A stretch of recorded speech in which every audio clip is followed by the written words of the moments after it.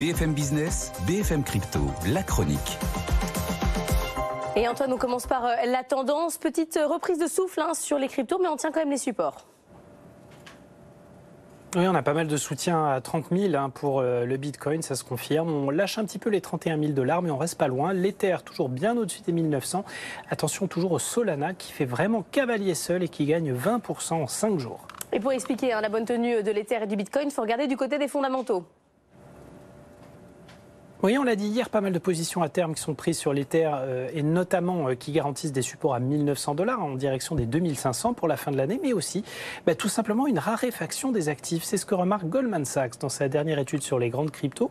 Les analystes de la banque notent que la masse des bitcoins et d'Ether disponibles sur les exchanges, sur les plateformes, est en train de diminuer sensiblement, moins 4% pour le bitcoin sur le mois de juin.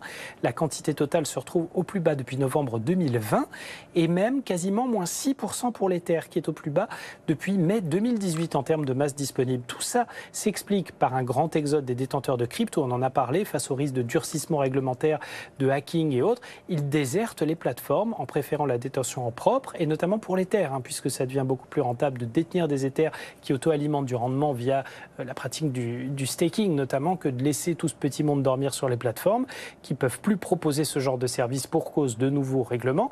Enfin, notez pour le Bitcoin en particulier qu'après la congestion du réseau observée en mai, les ventes de réserve des mineurs Bitcoin ont atteint un record sur le mois de juin avec un retour à la normale sur les frais de transaction, un rebond des cours.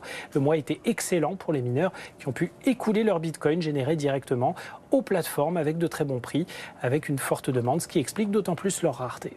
Merci Antoine.